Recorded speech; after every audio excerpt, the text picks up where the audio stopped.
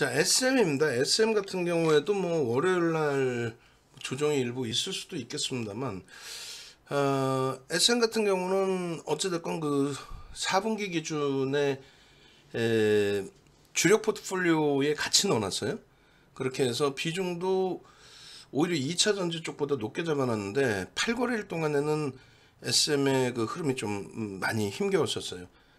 오히려 이제 2차 전지 에코프로가 좀 더 올라왔고, 근데 14일 하루에 13.61%가 올라왔습니다. 장중 고점이죠. 그러한 이유는 라이크 기획에서 이제 조기 종료를 하겠다, 계약을. 그렇게 해서 12월 30일부로 12월 말부로 조기 종료를 하겠다, 뭐 이런 내용이 형성이 됐습니다. 결론적으로 이제 비중 자체를 이제 1,000만 원 이렇게 형성을 해놨으니까 1억 계좌의 기준이에요. 요거를 저희가 위에다 좀 써놔야 될 것 같아요. 1억 계좌 기준에 뭐 4분기에 가상 포트폴리오 10월 뭐 1일부터의 누적 손익 뭐 이렇게 해놓고, 이렇게 해놓고 요 이제 매입 금액을 이제 이렇게 비중이 되겠죠. 1억 계좌 기준에서 그 정도로 이제 SM을 넣어놓은 이유는 그 라이크 계획 쪽에 조기 계약 종료가 엄청난 재료가 돼요, 사실. 지금 우리는 이제 2021년부터 들여다봤고요. 2021년부터 그렇게 해서 2021년도에 4만 원 이하에서부터 뭐 4만 원 초반에서부터 지속적으로, 고점이 9만 원이에요. 그러니까 이런 종목을, 그러니까 종목을 많이 가져가는 게 아니라 이런 종목에서 집중적인 수익을 내는데, 거래 대금이 좀 많이 제한적이어서 비중을 많이 들이지 못했어요. 그러니까 뭐 슈잉 기준에 최대 20%까지 채울 수 있습니다까지는 했는데, 거래 대금이 제한적이니까 제한적으로 보십시오. 주식수가 2,345만 주였는데 스톡옵션 행사를 함으로써 주식수가 2,380만 주 수준까지 늘어났어요. 하나하나 주식수까지 다 하셔야 돼요, 여러분들이. 예? 주식수까지 다. 결론적으로 이제 이 SM 같은 경우에는 올해 5월 달에도 변동이 확대됐었죠. 변동이 올해 5월 달에도. 그래서 SM의 그 편입 설정 범위가 그 당시에도 이제 6만 원, 6만 6천, 6만 8,900원, 뭐 9만 원까지 찍은 종목인데, 그 이후에 이제 고점에서 사실상 시장이 무너질 때 압축의 기준을 설정을 해서 이동 전략, 그러니까 손절이 되는 거죠, 사실상. 그런 기준도 있었고, 또 이제 가지고 가시는 분들, 그러니까 현금 비중이 없으셔서 낙폭과대 종목을 못 산다면은 정리해서 이동까지도 합니다, 이렇게 했고, 그 다음에 이제 실질적으로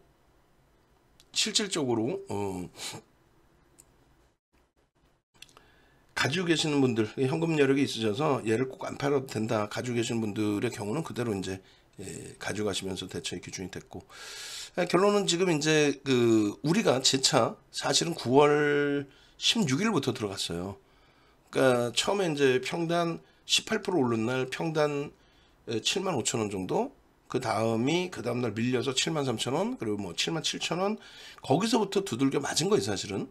그렇게 해서 이제 뭐 비중이 단가가 위에 있으신 분들도 꽤 계시고, 그리고 단가가 다행스럽게 낮춰주시는 분들도 계시고, 그리고 이제 우리의 기준에서는 이제 아까 보여드린 것처럼 9월 말 기준에서 이제 10월로 넘어왔으니까 9월 말 기준에서 편입 종가 기준에 이제 편입 설정을 했다라고 가정을 하고 수익을 설정을 잡는 겁니다. 근데 이제 지금 그런 과정 속에서 이제 여러분들께 말씀드리는 부분은 14일에도 이제 66,500원, 68,000원 다 편입을 했거든요. 그리고 월요일날 더 밀릴 수도 있지만 계속 들여다보고 가져간다라는 그 기준점의 내용을 설명을 드리려고 해요. 그리고 거래 터진 부분이 좀 더 이제 형성이 되고, 또 월요일에 지수 관련주는 아니기 때문에, 그래도 시가총액이 뭐 1조 원대 중반을 훌쩍 넘기더라도 지수 관련주는 아니기 때문에 오히려 좀 이쪽의 힘이 탄력을 받을 수도 있습니다. 일단은 그 SM의 6월달, 지난해 뭐 6월달 많은 분들이 이제 SM 편입 기준 잡으시고 수익 내시고 하셨던 부분들, 그리고 이제 2022년도에도 SM의 공략 범위를 5월 달에 저렇게 가져갔던 부분들, 9월 16일 날 이렇게 접근을 했는데 말씀드린 것처럼 안타깝게 이렇게 높은 가격에서 편입을 했는데도 무너져 내렸단 말이에요. 그러니까 이제 14일 기준에 S&P/EI네요. 이렇게 이제 돼 있는데 일단은 뭐 사실은 이제 9월 말 대비해서는 시장이 2% 플러스인데 얘는 2% 마이너스잖아요. 근데 그거는 하루 등락 범위에서 다 해결될 수 있는 범위가 되고, 그리고 얘를 뭐 뜬금없이 6월 말 기준으로 설정을 한다면, 우리가 6월 말에는 안 봤거든요. 사실은 기존의 물량 갖고 오신 분들은 계셨어도 그렇게 한다면 시장 대비해서는 그 강세의 흐름을 지속하고 있는 상황이 많습니다. 하여간에 지금부터의 그 전략의 기준을 잡으면, 그러니까 SM 같은 경우에 우리가 이제 실질적인 평균 높게 잡으신 분들은 뭐 어쩔 수 없는 거고, 뭐 어쩔 수 없다는 표현 죄송스럽고, 높게 잡으신 분들 이제 뭐 평단을 낮추시기 어려운 상태라고 한다면은 뭐 예를 들어 77,000원에 잡으신 분도 계시더라고요.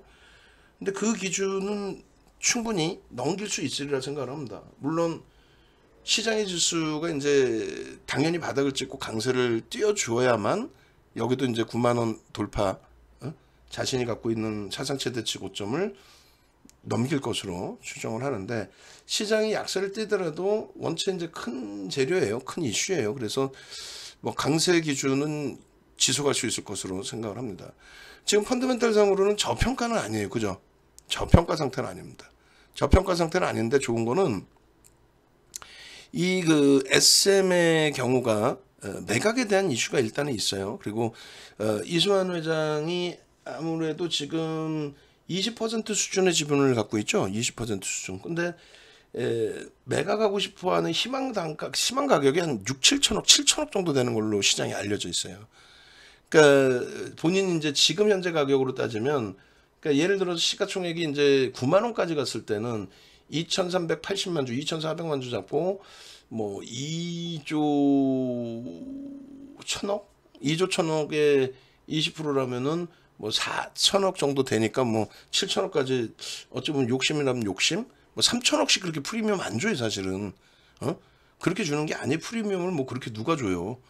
근데 결론적으로 SM 같은 경우에 지금 라이크 기획이 가져가는 그 수익 범위, 그러니까 매출의 한 6% 정도 된다고 하는데, 그거를 이제 이수만 회장이 좀 포기를 하는 거죠. 그러니까 합법적으로 갖고 간 거예요. 그게 불법은 아니에요. 근데 이제 행동주의 펀드에서 뭐 계속 압박을 넣는 거죠. 압박을 넣어가지고 그거 좀 양보해라, 내놔라, 회사를 더 키워야 될 거 아니냐. 그러면 이제 그 금액이 한 150억에서 300억 정도 된다고 하는데, 그러니까 영업이익이 한 15%에서 30% 증가한다 이거예요. 응? 라이크 기획의 그 프로듀싱 비용을 안 가져가면은 뭐 15%에서 30% 영업이익이 증가한다. 물론 정당한 대가였기 때문에 라이크 기획에서 안 가져가더라도 뭐 SM 자체 내에서 일정 범위는 당연히 이수만 회장에게 어떤 식으로든 또 지급을 하겠죠. 근데 그 규모가 이제 라이크 기획에 주는 그런 규모만큼은 아니다라는 해석인 거죠.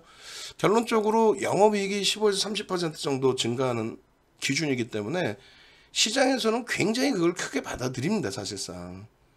근데 이제 그 과정 속에서 그러니까 예를 들면 9월 16일 날 계약의 조기 종료 얘기가 나왔는데, 이왕이면 9월 말까지 조기 종료해라, 뭐 이런 식으로 9월 말까지 입장을 명확히 밝혀줘라, 라고 이제 표현을 했는데, SM 입장에서는 뭐 또 라이크 기획 입장에서는 굳이 뭐 내가 왜 쫓기듯이 이런 부분도 있었다는 거죠. 그리고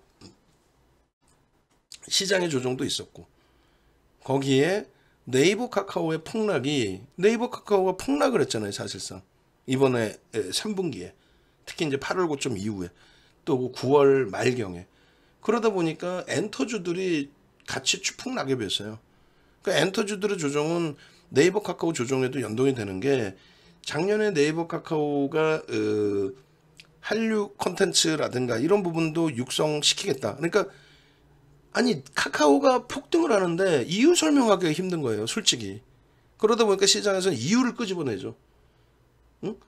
그러니까 뭐 뱅크 카카오페이 쪼개기 상장 부분에 대해서 그걸 뭐 계속 노출할 수도 없고, 그러다 보니까 이제 뭐 그 웹툰인가요? 웹툰? 뭐 그런 부분의 성장성 부분을 위해서 뭐 해외 포탈에 같이 연동을 시켜서 뭐 노출을 시킨다. 한류 열풍에 대해서 그것도 이제 컨텐츠를 계속 같이 만들어서 세계 시장에 또 내놓겠다. 이런 부분을 이제 카카오 쪽, 네이버 쪽, 그리고 엔터 쪽 이렇게 나뉘어져서 이제 연합을 만들고 뭐 그런 이제 그 사업 확장 부분이 이슈가 돼서 SM 같은 경우에도 좀 이따 보여드리겠습니다만 기관 쪽의 매집만 22% 수준이에요. 근데 JYP라든가 Y젠터의 매집도 엄청납니다. 초기에는 외국인들도 많이 들어왔었고요.